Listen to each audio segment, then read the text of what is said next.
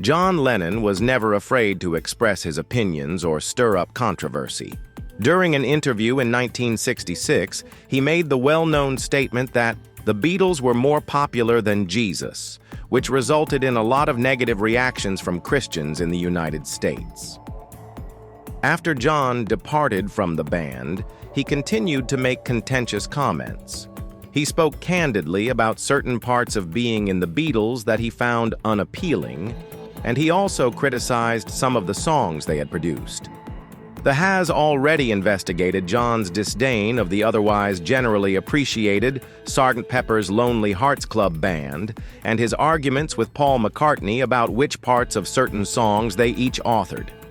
Sir Paul and John were the main creative power behind the Beatles, and their songwriting was credited as Lennon-McCartney.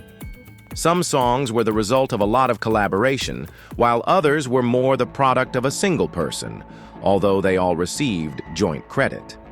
Sir Paul wrote Let It Be in 1968, and it was one of the songs that was included. Sir Paul stated that the inspiration for the song came to him in a dream during a time when the Beatles were experiencing a lot of stress. The sessions for the White Album were causing problems among the band. Sir Paul's mother, Mary, passed away from cancer in 1956 when he was only 14 years old. In the dream, she told her son that everything will be okay. The opening lyrics of the song are, "When I find myself in times of trouble, Mother Mary comes to me.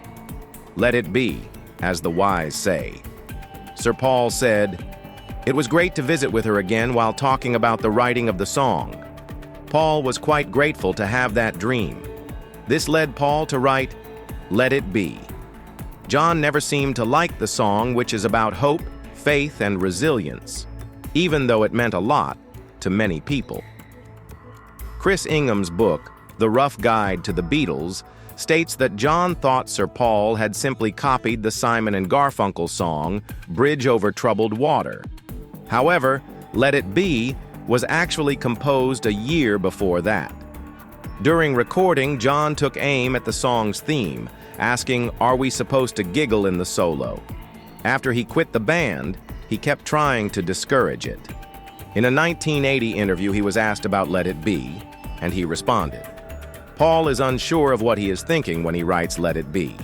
The Beatles' last studio album, which came out in May 1970, was named after this song.